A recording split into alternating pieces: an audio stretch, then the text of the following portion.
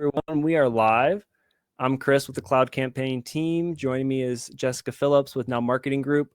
We're starting just a little bit early. Want to see where everybody's tuning in from. If you want to pop into the chat where you're joining us from, it'd be great to see where everyone is scattered in this day of remoteness.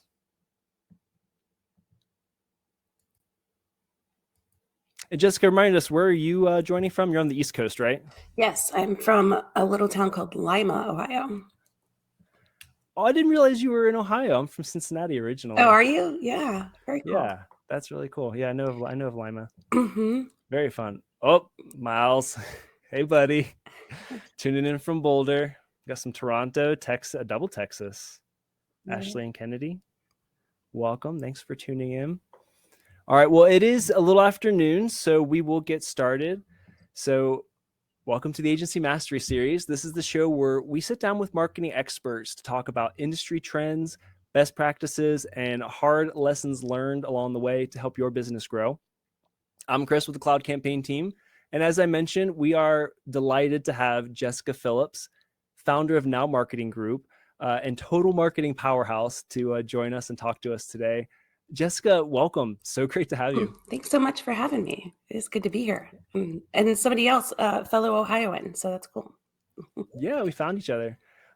Before we get into the topic today, can you just tell us a little bit about yourself and what it is you do?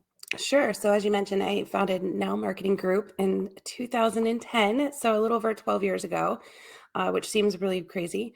Congrats. That's a milestone past 10 years. I know. It went really quickly.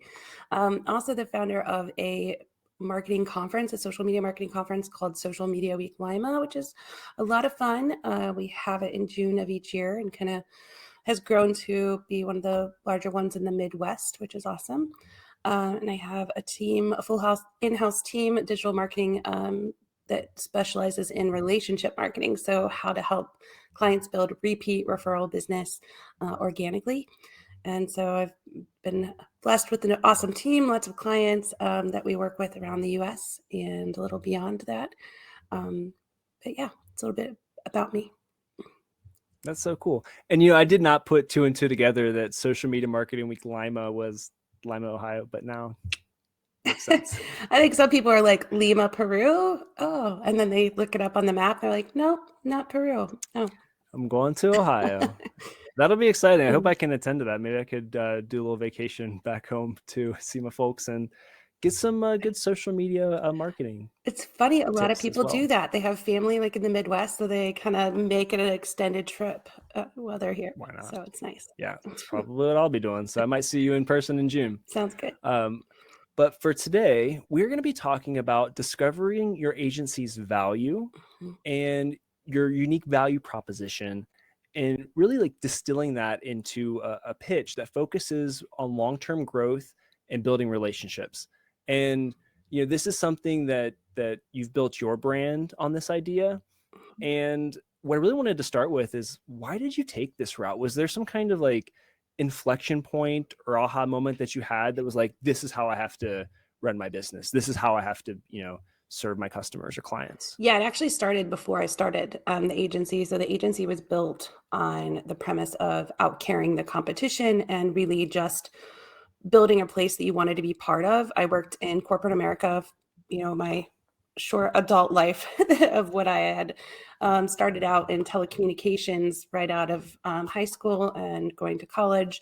Worked my way up during the days of the evolution of this like Zach Morris big phone to then the polyphonic ringtones and text messaging and photo messaging and data that was coming out. So worked through like the evolution of all of that and loved it. I loved technology, loved, psychology was what I was going to school for at the time. But as I grew in corporate America, I just found this kind of the sense of what I didn't enjoy about kind of the corporate environment of always pushing to sell And everything was like just a hurried transaction. So I started actually working with the company that I was with to stop, pause, do a discovery process, because nobody was interested in buying data and text and photo messaging at the time. They just wanted their phone to make phone calls. But I discovered the more that you could really take pause and get to know someone and what a day in their life looks like, then you could, approach the services that way, that we were offering. And it was just more of a long end game that we had to focus on. Then I ended up growing as a top salesperson, became store manager, then a distribution partner for this company, where I went around helping mom and pop shops that were selling our service, train their teams to have more of a discovery process and help them market their business at the same time, because they had no marketing budget, right? So their marketing was like flyers underneath car windshield wipers in the mall. And it was not a good marketing strategy. But while I was falling in love with working with them and getting them, how I helped them market themselves at the time was social media, because it was just coming out. It was free for them to use. It just took their time. And they were able to highlight why people would come into their store over maybe one of the big box stores. And they found it really successful for them to market themselves that way. But at that very moment when the success was happening there, I ended up getting pregnant and very sick. I was in the hospital 8 out of 9 months of my pregnancy. And like Oh, month wow. 2 going into it, the company that I was working for, I was like, sorry, we're kind of like tired of waiting. We can't cover your territory, so we're going to have to let you go. And I was devastated because I was like the breadwinner, I was the insurance carrier, all the things. Um, I'm so sorry you had that experience, though. That's yeah, terrible. but it's good now looking back, because it made me, have pause to say, do I really want to work with a company like this? It's going to treat me like this when I'm, sick. And the answer was no, So even after I had my daughter and I was better and they offered me my job back, I was like, yeah, no, I don't want to work for a company that can treat somebody like that. And while that was happening too, I was still getting phone calls from the companies that I was working with that was helping them with social. They had more and more questions.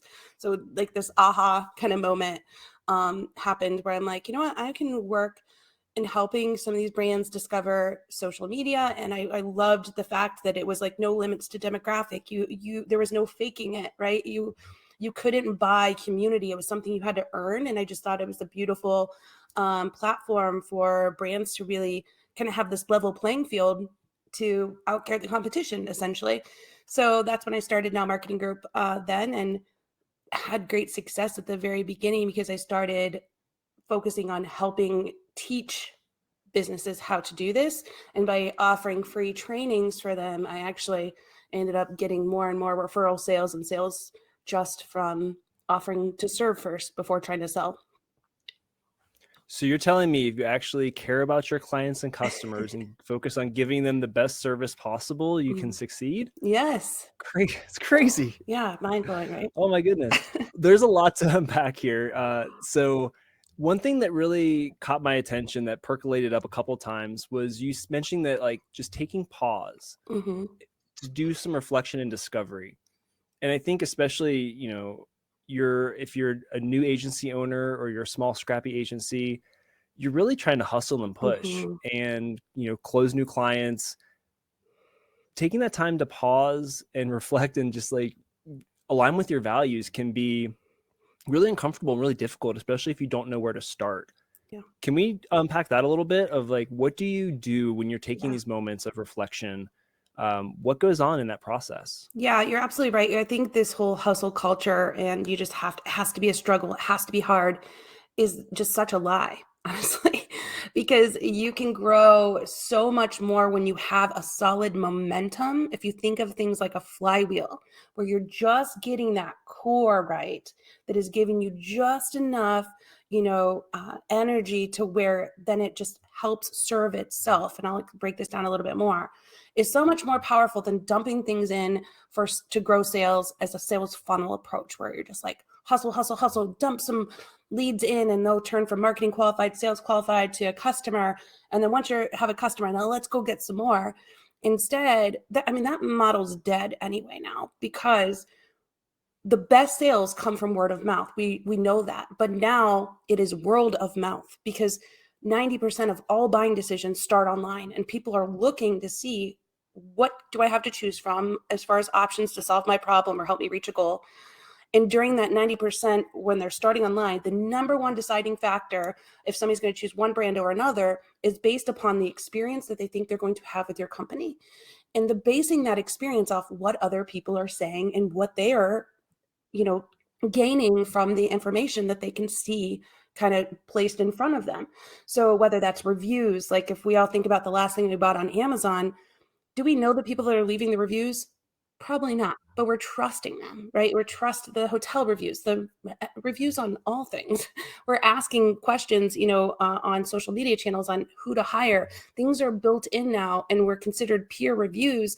Anybody that's leaving this review, and even though I may be looking for, let's say, a house painter, and I'm asking the question about who to choose for a house painter, and my friends are answering it, if you happen to look on my page, you may not be looking at the time, but you're taking notice of what people are saying and who they're recommending. And that's where this momentum starts happening. And what I mean by that, instead of just focusing on the sales funnel, is what we should be focused on is taking our clients and turning them to our biggest advocates, because the people that have already done business with you, they're going to be the ones that are going to be more likely to refer you, one. Two, if we take even just the followers on our page and try to work to move them into real fans, like not everybody's going to do business with you, and that's okay, but they can still be a supportive for you. Like you and I, we've never done business together, but now we're collaborating, right? So you can also build community into collaborators and build a good relationship there. And our team members into our biggest evangelist. You can't force your team to talk about you on social media, but if they're actively wanting to and sharing like how great it is to work at your organization and, really supporting their clients online, other people are taking note of that, because people are the lifeblood of our business. And at the end of the day, that's who's serving our customers. So when that happens, when you're turning your clients into real advocates, your team members into evangelists, your followers into true fans, your community into collaborators, all of that is helping you grow in momentum that is then sustainable and profitable, because you're spending less of your time on marketing, you're spending dollars, you're spending more time on just care. And you're going to keep continuing to grow outward without feeling like you have to just continue to work more in this like scarcity mindset kind of lie, right? So, but that does take time, to go back to your initial question of at the very beginning, saying for what purpose are people going to care? Because it's not just about doing a transaction. That's just business. That's not going to cause someone to want to be an advocate for you because they've just made an even exchange. Like, what makes you different from this person that says that they do the same exact thing that you do? Like, what makes you stand out? What is that thing? Because I'm a firm believer, it's not what we do, but it's how we do it that makes the difference. That it's something that people can feel. So you have to get to your North Star kind of center of like, here's what we're here to do business. How we want to treat people, what people should feel about us when they're coming and working with our organization. A lot of people call this like a brand manifesto. It's a lot different than just a mission statement or a vision statement. It's something that has like the heart of your organization in it. Like I'm sure many of you know Apple, like their manifesto is, here's to the crazy ones, the misfits, the troublemakers, the round pegs in the square holes, the ones who see things differently. They're not fond of rules and they have no respect for the status quo.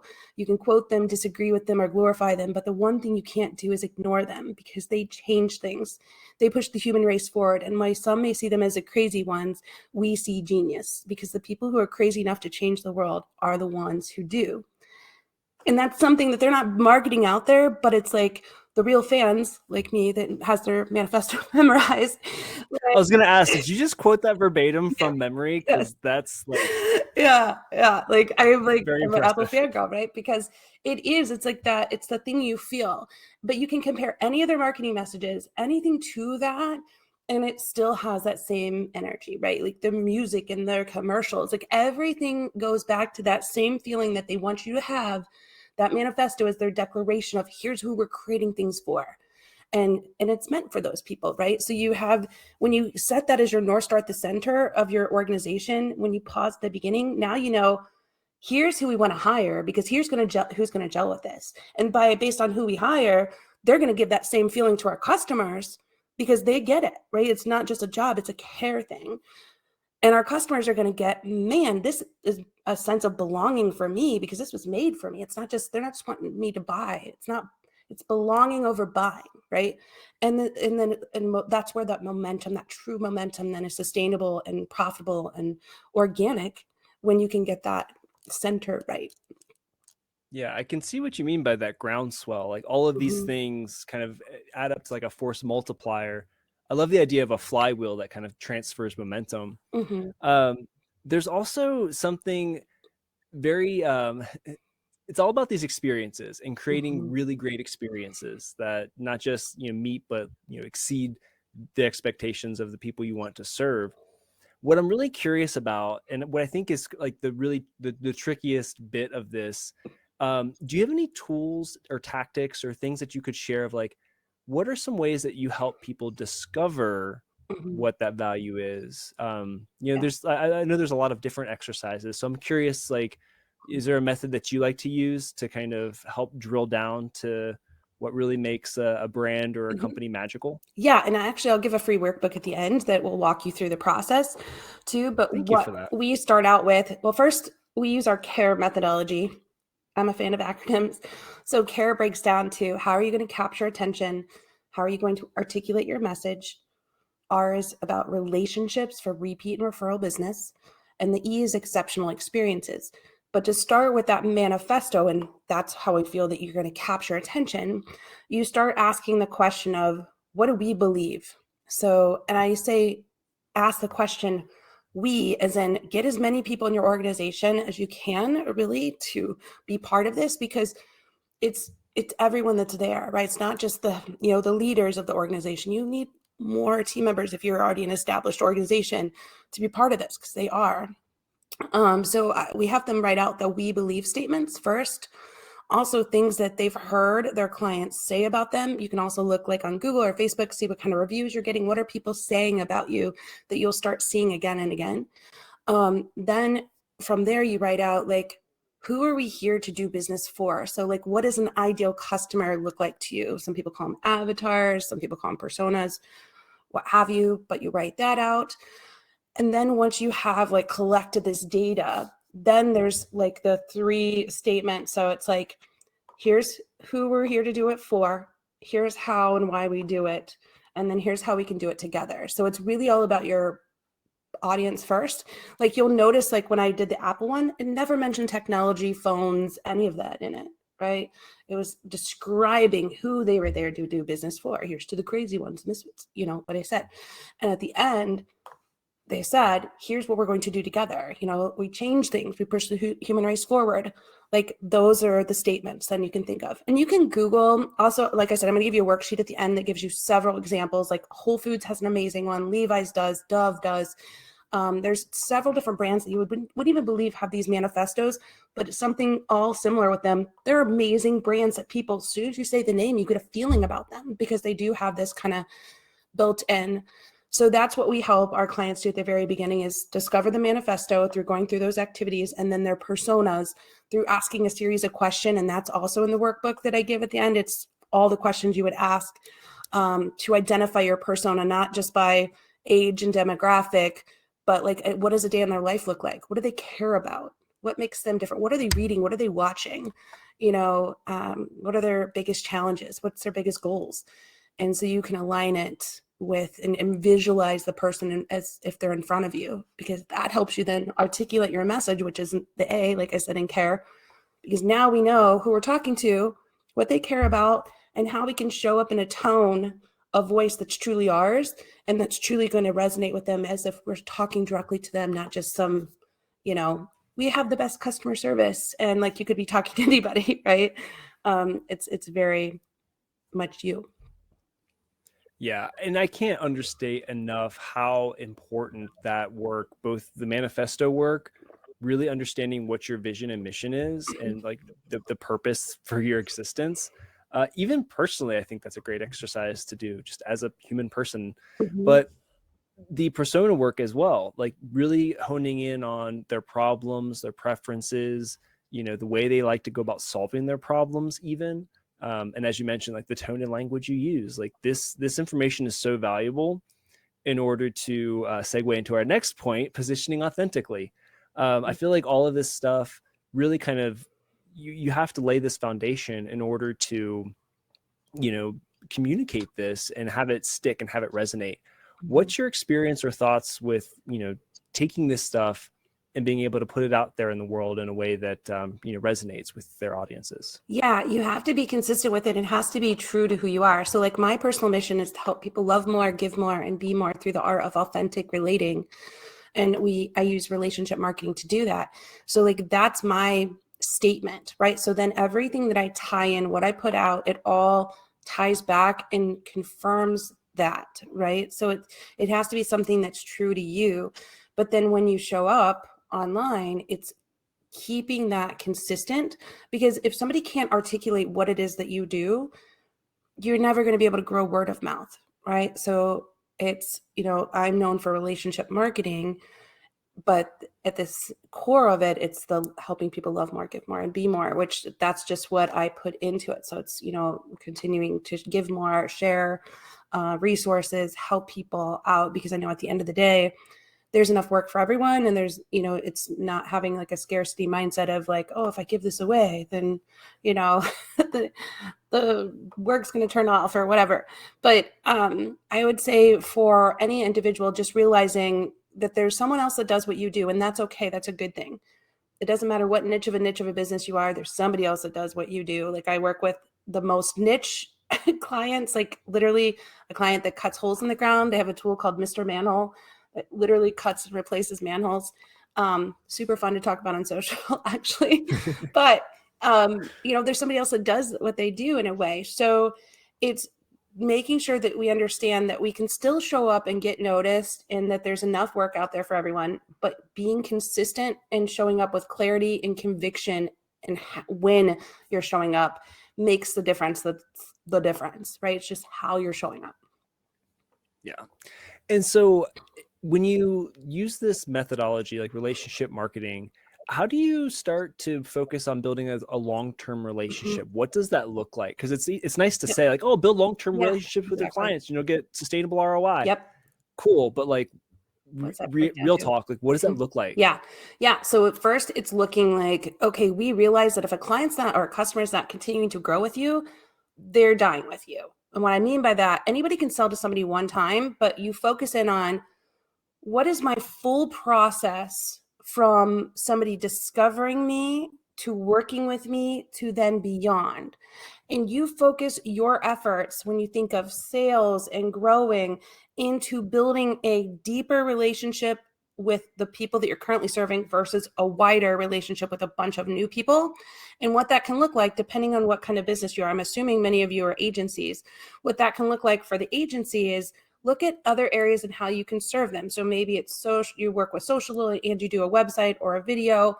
Maybe you can look at other areas of the business that you can serve them, and helping them discover their personas or their manifesto or whatever that looks like. But you never stop serving them. I'm not saying selling, but by serving, you are going to eventually grow and sell to them more. You just are taking a serving kind of approach to it. So how that operates in like now marketing group, to give you some real examples, is one, we don't have a salesperson on our team. We've never had a salesperson. We've always just had, and we grew to $1 million agency in less than 18 months. But we have just methods to where anybody that comes in, we do a discovery process. So we take our time to make sure that we are only working with the right people first, because care starts with being real and saying, hey, I can work with you. You're my kind of people, because I know the people that I best serve are the people that care about their culture, and that they care and understand that this is a long end game, not somebody that's wanting a quick fix and just ads out there. That's not my people, but I will refer you to somebody that can help you. So you're taking that time at the beginning first, doing a full discovery process, and being completely transparent at the very beginning of, here's what we do well, here's what we're not going to do for you. And get it out of the way at the beginning, because a good relationship starts with transparency and communication and just being real with each other. So we have a list when we write our proposal of all the things we're going to do and all the things that we don't do. Like, here's what you're realistically going to need on your team or somebody else to work with us to do it, but we don't do X, Y, and Z, but you should really have it. And not being afraid, like, oh man, if I say this, I'm going to lose the sale. Well, that's being like deceptive, right? Like, and you don't want to start a relationship out that way. So you want to be transparent. and people appreciate it. It's such a breath of fresh air when somebody just tells you the truth and doesn't like, fluff things around. That starts building the good relationship, because now they're trusting you more so in the future. When I said like growing with your organization, they trust you more in the future on a lot of things. And you can honestly, we've seen even ways we've been able to grow Now Marketing Group. Like we work with people in developing VR because we've seen that there was a need out there, but it was because of the relationships we had with our clients to discover there was a need that we didn't have the answer to yet. And now it's become an answer, right? So that can happen. The other ways that it looks real and tangible is personalizing. Like we send a card to them every year, a personalized card for their anniversary. We do it right after they sign up. We send audio messages. We don't use corporate speak of like, we can't do this, whatever. We try to talk real to them. We also have a client portal that our clients log in, and that's the one place we build a one hub for them to log in, so they're not like opening a Google Doc here and then, oh, we want them in Slack or whatever tool somebody's using. No, we give them one tool that's easy for them, that also all of our time is tracked via AI, where it says exactly where we're spending our time, whether phone call or not, and they have full access to that at any time. So it's completely transparent. And they appreciate that. So they can see who's working on what, when it started, when it's due, every links out to do their bill payment, to upload their files, everything in one spot. So it's easy for them. So it looks like investing in tools like that are going to make an easier experience for your customer too. And for that, did you use a white labeled software that you branded, or did you build your own hub? We build our own. Nice. Yeah. Very cool. So that's always an option, but you can also leverage other tools as well. Yeah, we tried. We just didn't find one that was like exactly what we wanted. But a lot of it is like bringing in, like it's Google, right? Like Google runs like so much of the business. ClickUp, right? And then some of the other tools that like FreshBooks is what we use for accounting. So like it's those tools brought in and went with some of the other custom development in there. Very cool. There's a common thread that I've heard from you. I've heard from a lot of our other guests that have come on, and that's really like choosing the right customers and being very realistic about what you can and cannot do for them. And there's also just like the things you should and should not do, even if you maybe can. If something's going to take so much time and resource that takes away from other impactful areas, it's picking the right ingredients for the ultimate business that you want to bake. If you'll pardon the awkward baking pun. I love or it. metaphor. There's also, so as we kind of wrap this up, we've talked about building that that long-term relationship. I'm kind of curious, because you said you don't have no sales team. I'm curious how you manage and operationalize like word of mouth or referral marketing. Yeah, so a lot of it is honestly they contact the person they've seen their name mentioned, so on our team, and then that team member gets commission when the person comes in. But instead of passing them off, since they've heard that person's name, like, oh, I had a great experience on this video shoot with John on the Now Marketing Group team, somebody reaches out to John, John then gets the commission from that. So we leverage that way, like whomever is contacted, awesome, tell them about what we do. But that means that everybody in the team, like, is we communicate, exactly how we do things. When they first onboard at Now Marketing Group, no matter what role they're starting in, they shadow every department, so they know what the full process looks like. That's great. And how we operate, so they can see the big picture and get an appreciation, right, for that. They also go through the full process as a customer too. So when a new customer comes on, they're listening to the discovery, the onboarding, like the setup, all the things. So that's definitely helpful. So we leverage it both in-house, and then also a lot of our referrals come in just from our website and social media channels too. So kind of, okay. Or a client doing an introduction, but a lot of it's all online. Do you have any customer incentives for offering referrals, or for like managing or incentivizing referrals? We don't actually. We do send them something, but it's not like an advertised, like, hey, send us a lead and we're going to give you this. Like, I feel kind of like cheesy doing that. Um, Yeah. but I do send them. So we have a tool, we have a couple different tools. Sugar Wish is one, where it's like a digital candy store Evite, but you can also send like where they can pick their own favorite wine or candy or cookies. They have dog treats, like all different kinds of things in the candy store, but they get to pick it. So it's a customized thank you. It's sent to them as a like an email, customized card that's cute to them. They get to go then shop and be a kid in a candy store, literally, like it has old nostalgia candy, or they can be an adult candy store with wine, right? Flights that they want. And then it comes That's mailed cool. to them. And it's personalized and has a cute little bow and stuff on it. So like we'll do things like that, or we've used Thanks app where it'll send them like, a nice gift basket of sorts, or they can exchange it for a bucket list item kind of thing. But And we use that's really cool that. Mhm. because you can monetize it and create that incentive, but Mhm. depending on who you're serving and the relationship you're trying to build, sometimes that non-monetary gift or thoughtfulness Mhm. can go even further than just like, oh, here's $500 for giving us Yeah. that lead, thanks. And we try to um, actually give them a referral first, right?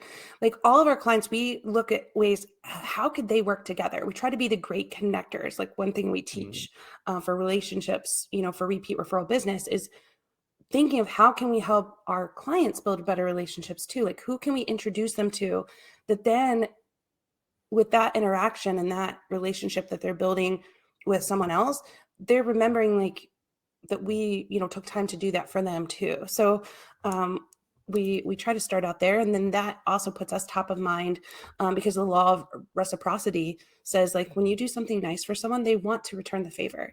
So it's kind of just like anything with social media, when people are like, how do I get engagement? I was like, start giving it.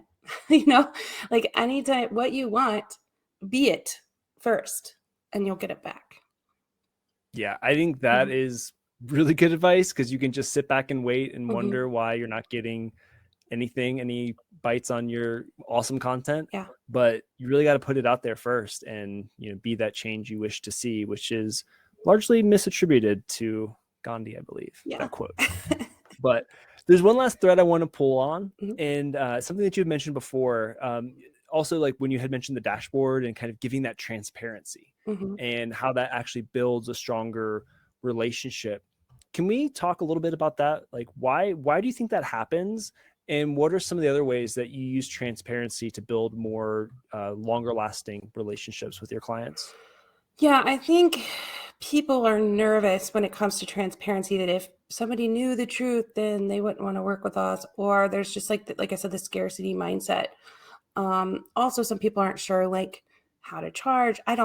There's a million different answers for that. I think the truth shall set you free is like the easiest way of saying it, that it's just easier to be transparent because then there's no questions, right? And you can just put it out there. I've just find that most people, when they know it's there, they don't check it. Like honestly Mhm. too, like it's kind of funny. It's like when you can, then they're not like, hey, send me every breakdown of the hours. um even though it's already there. So I feel like that's part of it.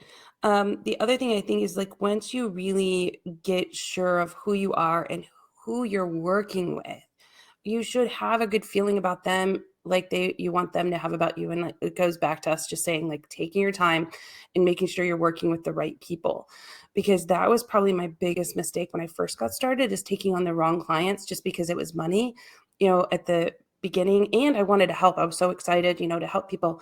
But that either I always say every person that you bring on to the company, whether that's who you hire or a client or community partner, is either adding culture credit or culture debt in every Oh, action. So you have to look at it that way.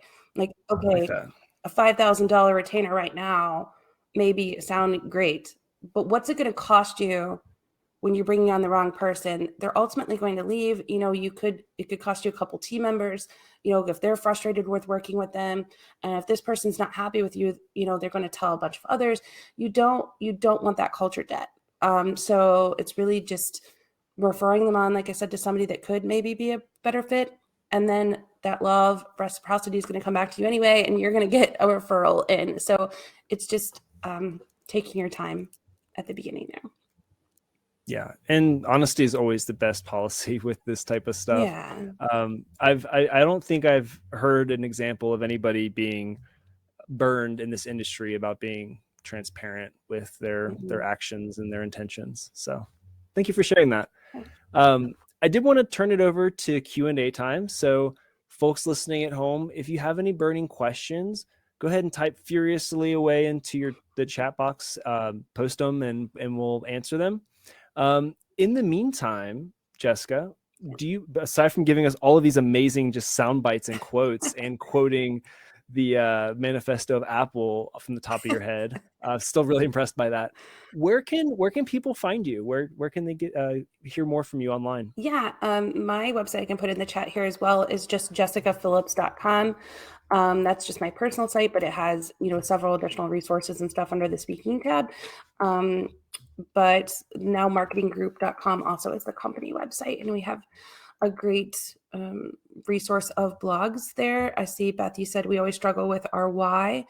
Sometimes download that workbook that I put in the chat here. It's the bit.ly/care, all caps CARE, more, capital M, and then lowercase ORE.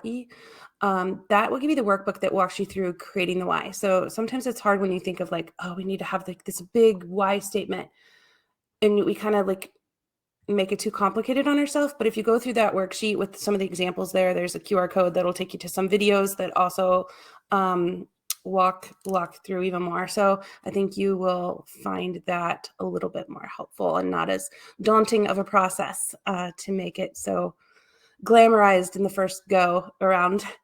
Make it messy first, get it all out. I even share ours, our process that we did at Now Marketing Group. It's a bunch of statements. And you're like, how in the world is this going to turn into a succinct little why statement? But it does. You'll be surprised. Trust the process. It's always messy at first. It is. Yeah. Well, Beth, we will also include these in the show notes and the recap email that will go out. We do send a recorded video, recording of this chat after we're finished. But also would love to hear that follow up from you, Beth. If you go through this, please let Jessica and us over at Cloud Campaign know, did you go through this? How did that process work for you? Would love to see the result. Yeah, for sure. I would love to hear that. Yeah. Cool. Any other questions for Jessica before we adjourn? I'll give folks a few moments to type because I know I don't want to put them on the spot. You can always just say, wait for me. In the meantime, I did put a blog post here I think is also helpful. It's the elements of a good social post. Again, I told you I'm a fan of acronyms, but if you're not getting engagement on your social content to kind of drive those leads in, it does break down what elements should you have in your content to make sure that it is engage worthy. So personalized, open-ended, have your own style, that tone, and timely to what's going on today. So. Perfect. Thank you so much for sharing that. And again, we'll include the ebook that you shared, the social post, and the other links in the recap. So you'll be able to access that even if you didn't catch it listening live. Yeah. So I think that's it for this month's Agency Mastery Series. Jessica, thank you again so much for taking the time. This was a great conversation. Thank you. I appreciate it. Really appreciate it. Right. Yeah. And we hope you all enjoyed this conversation as well. Stay tuned for the recap email and also a survey just to help us tune the content a little bit better to make sure we're, addressing the questions that you all have. Jessica, thanks you again. And everyone else, we will catch you next month with Agency Mastery Series. Bye. Bye.